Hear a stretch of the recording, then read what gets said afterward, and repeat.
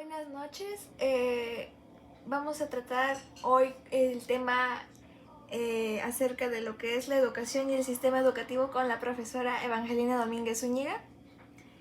Y primero que nada, ¿cuál es su opinión acerca del estado actual del sistema educativo de nuestro país? Pues resulta muy complicado porque ha habido demasiados cambios en los programas, en los libros de texto, que no permiten que el maestro pueda analizarlo a conciencia, porque además no se dan los tiempos que se requieren para hacerlo. Todo es una embarrada, ¿sí? Por decirlo de alguna manera. Y mientras ya está el maestro entendiendo un poco a qué se refiere, viene un nuevo programa con una nueva serie de libros de texto. Entonces, se van quedando a la mitad. Realmente es complicado para los maestros y cada vez más. Sí. ¿Qué medidas cree usted que podría implementarse para mejorar lo que es ya la educación?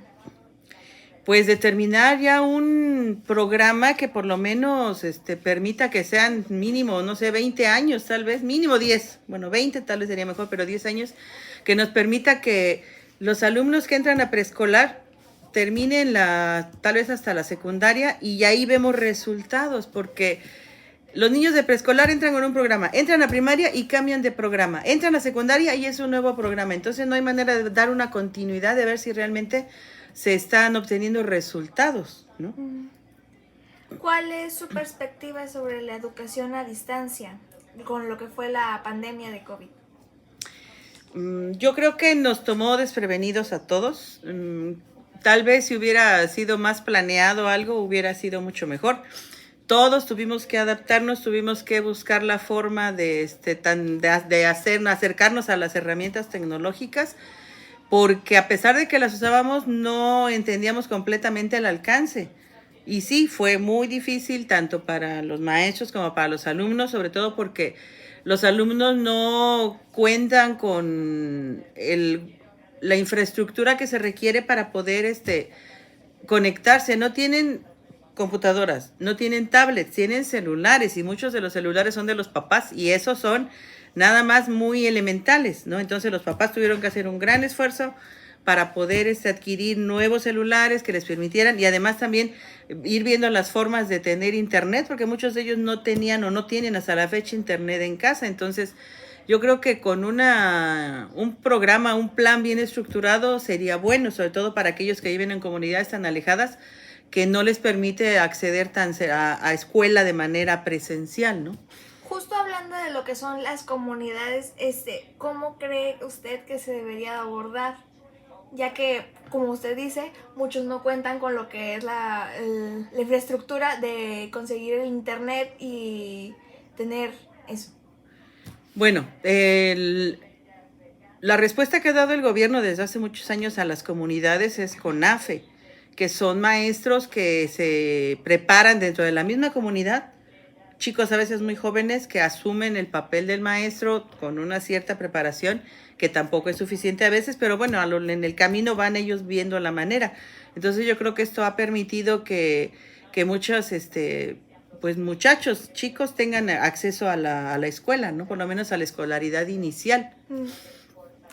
¿Qué piensa acerca de lo que son los alumnos con capacidades especiales dentro de lo que es la escuela en sí? Bueno, en un primer momento contábamos con escuelas que eran especialistas en cada diferente tipo de discapacidad, por así llamarlo, ahora capacidades diferentes y bueno, como le han ido cambiando. Pero en un momento, pues el gobierno decidió que los niños deberían integrarse a escuelas regulares y empezaron a llegar alumnos a las escuelas regulares. A mí me tocó recibir a niños que tenían alguna situación, pero que no comprometía su habilidad, su capacidad intelectual. O sea, tenían situaciones físicas, pero no intelectuales. Sin embargo, cada vez, bueno, el gobierno se decidió también que las escuelas, por ejemplo, para niños sordos y con debilidades visuales y demás, se cerraran y se hicieran, todas esas escuelas se hicieran CAMS, o sea, centros de atención múltiple. Entonces, Ahora un maestro que era exclusivamente para niños sordos, ahora tiene que recibir a niños Down, a niños con debilidad visual, a niños sordo, a un niño que tiene esquizofrenia y a un niño con otras situaciones en el mismo grupo, que tampoco es fácil para el maestro, aunque haya estudiado, porque tampoco estudió para atender a tanta diversidad. Con más razón, un maestro en grupo regular pues no tiene tampoco la preparación. Se puede tener mucha voluntad, pero no está uno habituado, sobre todo porque hay niños que requieren toda la atención del maestro, pero los grupos son de 30 a 35 alumnos. Entonces, si atiendo a uno, los otros 34, ¿qué hago con ellos? O sea, no puede ser todo el día con uno o todo el día con los otros. Entonces, sí resulta complicado el que esta integración se dé de esta manera, sobre todo cuando ya interfiere, bueno, no interfiere, sino más bien implica una discapacidad intelectual, como niños con síndrome de Down, niños con síndrome de Asperger, aún con niños que tienen, que son ciegos. El maestro de escuela regular no conoce el braille, entonces hay que aprenderlo. Si son niños sordos, hay que aprender lenguaje de señas. Y sí, o sea, yo no digo que no se les reciba, porque ahorita ya ni siquiera es de que sea como experimental, ya es un hecho que los niños se integran, pero sí resulta muy complicado para ellos, para los niños que ya están en el grupo y para el maestro. ¿Qué importancia tiene lo que es la formación técnica y profesional en lo que es la educación actual? No entiendo cómo. O sea, ¿qué tan importante usted cree que es la formación técnica y profesional en cuanto... ¿De los maestros? Ajá.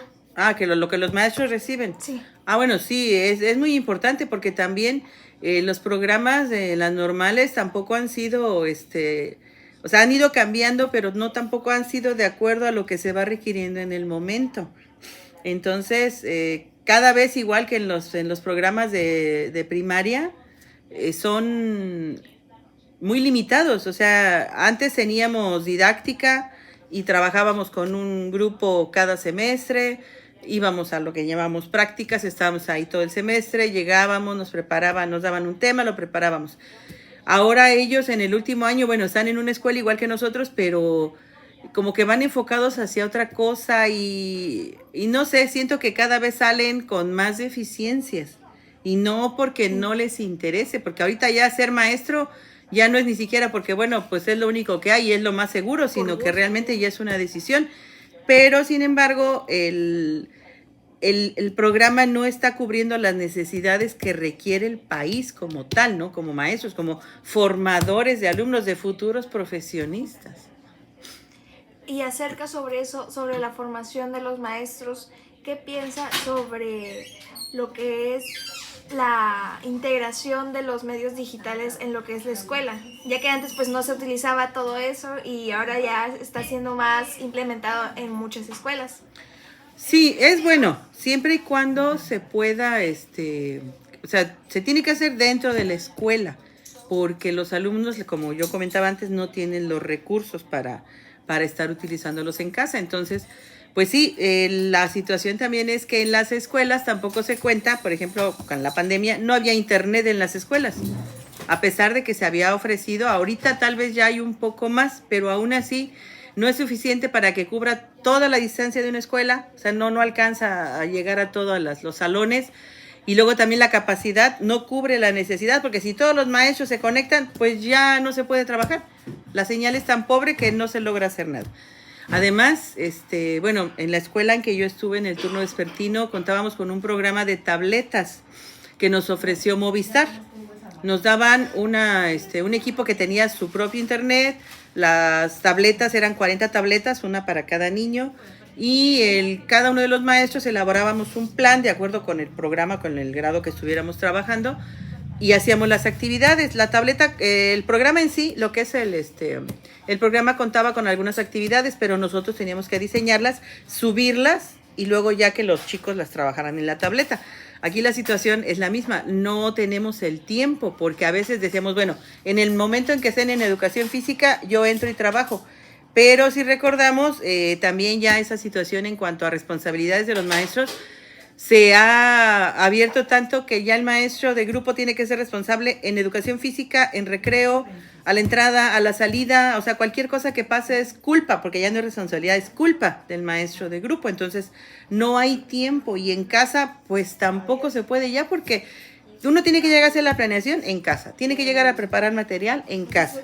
Entonces, todavía agregar más trabajo resulta muy complicado, o sea, yo sí lo hacía, pero no debe ser, o sea, le quitamos mucho tiempo a la familia, no descansamos de manera adecuada, entonces es bueno, sí es bueno integrarlo, pero siempre y cuando hubiera o más tiempo dentro de la escuela para trabajarlo, o no sé, ver la forma en que se pudiera llevar a cabo en algún curso, en algo, porque sí es difícil.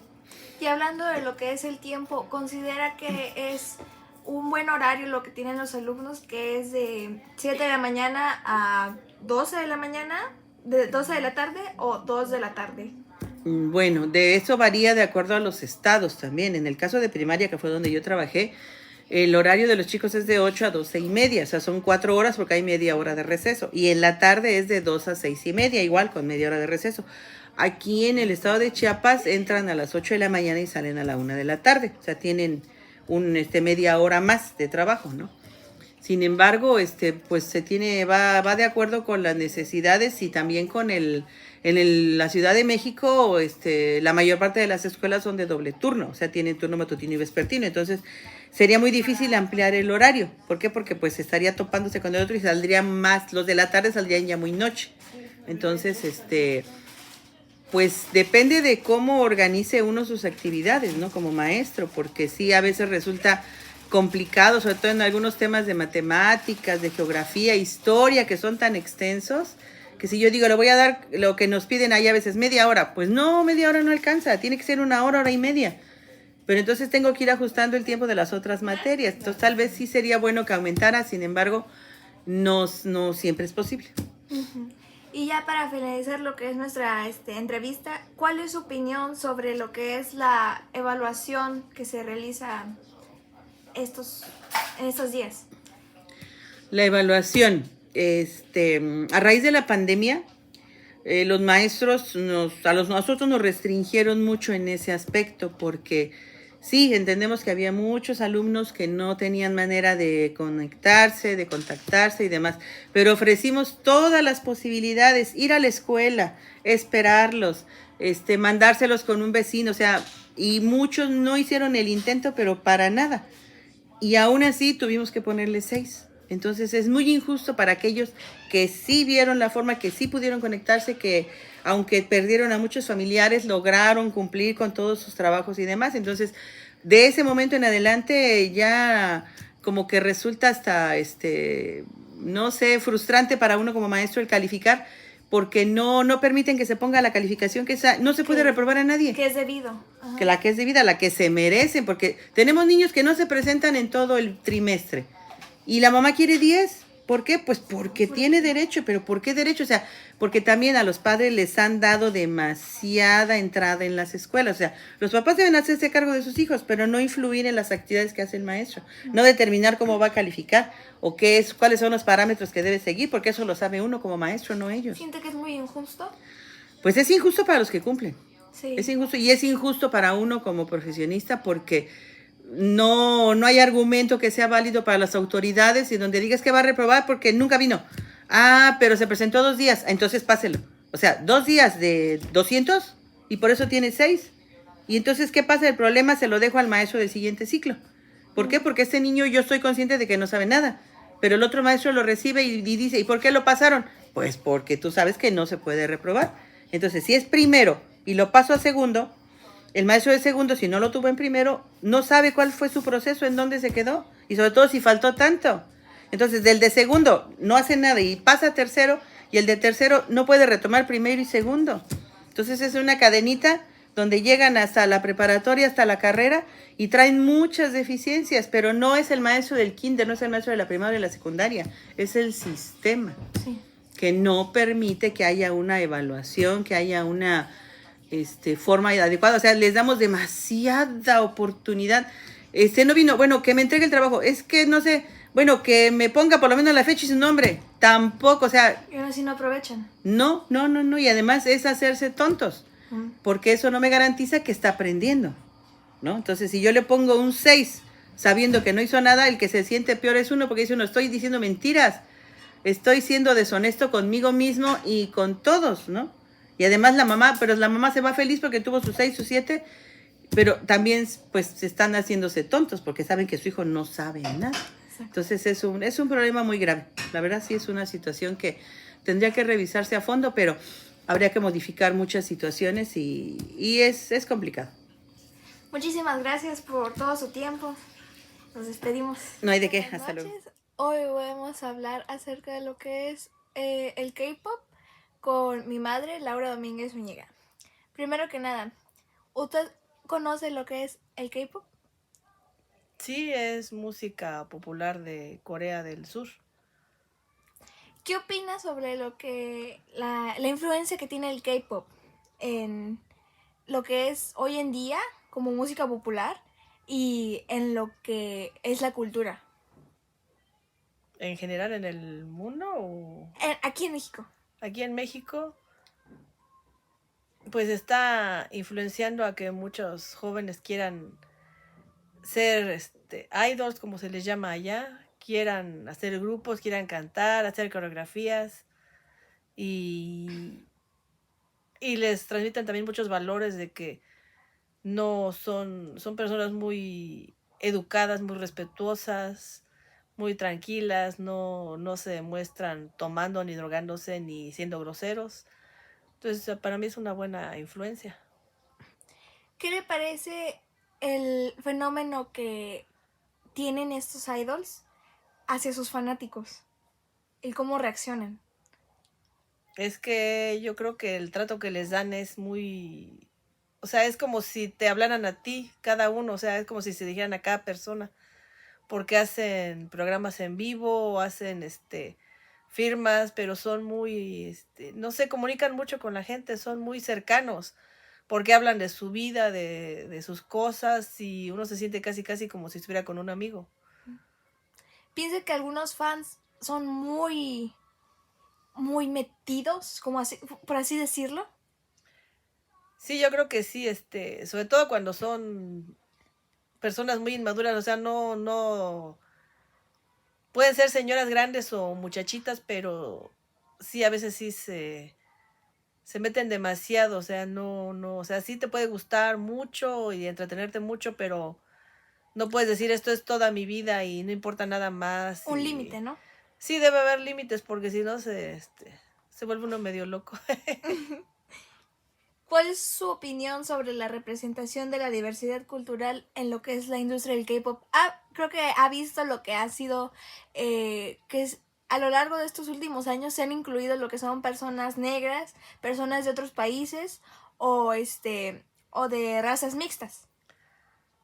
Pues yo creo que no les está funcionando porque por lo menos sí vi un grupo que no recuerdo cómo se llama, tenía una chica afroamericana, pero no, pues no sobresalió, y igual hay latinos que no sobresalen, o sea, no oye uno más de ellos, pasan así como novedad y ya, porque la sociedad coreana es muy cerrada, o sea, les gusta la gente con rasgos asiáticos. Por ejemplo, sí hay mucha gente china, hay gente de Japón, hay gente Taiwán, de Tailandia. Taiwán, de Tailandia, pero pues esos son bien aceptados porque tienen rasgos todos parecidos, pero si llega alguien más no lo acepta mucho porque además no les gusta la gente que es de piel oscura o que no es súper delgadita y alta, entonces no, eso ahí no ha funcionado mucho, son muy cerrados. Hablando de lo que es las personas delgadas, ¿qué opinas sobre las dietas que han tenido algunos idols en lo que es la carrera? No, pues está mal porque, o sea, está bien que es sano ser delgado, pero llegar a extremos de no desayunar o comer lechuga 2 días así, pues no, no está bien, no es correcto, pero desgraciadamente así es esa industria, así lo exigen. Mm. Yo de todos los grupos que he visto, solo he visto a un muchacho que tiene sobrepeso, es el único que he visto. y que no lo atacan ni lo critican porque, no sé, porque es hombre, me imagino, pero si una mujer sube un poco de peso, como dicen ahora, la cancelan y la critican mucho. Entonces, está mal, pero así es esa industria, les gusta a la gente súper delgada. En cuanto a eso, ¿cuál es su opinión sobre la presión que tienen estos idols y los desafíos que enfrentan cuando son trainees? Pues es que ellos quieren ser, Reconocidos, ¿no? quieren ser famosos, quieren ganar dinero, quieren, tener una vida mejor y soportan muchas cosas por seguir su sueño, como dicen ellos. Eso Entonces, mismo. soportan mucho maltrato, mucho, o sea, son Burla. años y años y años de esperar para, si Pues- tienen suerte, debutar en un grupo. Y si no, pues ahí se les va toda su juventud. Pierden mucho tiempo, pero sí es muy difícil porque además son muchísimos, es una competencia terrible, así, terrible. Sí. ¿Cómo cree usted que el K-pop ha contribuido a lo que es la diplomacia cultural entre Corea del Sur y otros países? Pues ahorita lo representan al país, o sea, por ejemplo, llevaron al grupo BTS a las Naciones Unidas a que dieran un mensaje para la juventud, porque son muchachos que son muy respetuosos, que tienen buenos valores, que son serios, son muy responsables, trabajadores. Entonces es lo que quieren enseñar de su país, es lo que quieren que vea la gente. Y eso lo expresan en sus canciones, ¿no? Exactamente, porque no son canciones, de la mayoría no son groseras, no son, o sea, hay algunas que sí, pero no entiende uno mucho, ¿verdad? Pero sí, tienen mensajes muy positivos, muy sanos. Entonces, y son, o sea, cuando no están actuando son personas normales, serias, o sea, se visten como cualquier otro, no son estrafalarios ni locos ni como otros artistas son, en general todos estos grupos son muy serios cuando no están trabajando. Mm. ¿Qué piensa acerca de lo que son las series de televisión sobre los idols en general? Las series que han sacado, por ejemplo, lo que son In the Soup o las películas. Programas que sacan, están bien porque, o sea, uno entiende que es un negocio, que hacen eso y venden muchas cosas y anuncian y todo, pero es entretenido, o sea, no para mi gusto es un contenido muy sano porque es divertido, o sea, ve uno gente haciendo cosas positivas, no están, o sea, no están drogándose, no están tomando, no están molestando, haciendo bromas pesadas a otras personas. O sea, es un ambiente muy sano que muestran y son muy entretenidos. En cuanto a eso, ¿qué opinas sobre lo que es la comercialización de los productos de K-pop hacia México? Pues es que ellos establecieron un concepto diferente de negocios. O sea, llegaron a cambiar todo lo que era la venta, la comercialización, porque ellos producen cualquier cantidad de producto que uno se imagine, ellos lo venden y cuando hacen conciertos, ellos ponen su propia mercancía adentro para que uno no tenga que estar comprando afuera o sea, sí es una mercadotecnia muy, muy, muy fuerte que tienen para... E inteligente, ¿no? Sí, sí, o sea, es un concepto totalmente diferente porque, por ejemplo, ponen a los idols a diseñar algo y ponen el video de cómo lo diseña, que escoge el color, que escoja esto. Y entonces uno lo va viendo y dice, ah, no, yo quiero eso porque él lo diseñó, porque él lo hizo. Y mucha gente lo compra nada más Por el cariño, ¿no? porque su artista preferido lo hizo. Aunque no lo necesites realmente o sea tan buen producto, lo compran por eso. Entonces sí es una mercadotecnia muy, muy inteligente. Y ya para finalizar, ¿usted cree que el K-pop seguirá siendo un fenómeno global en los próximos años? Y si no, ¿por qué?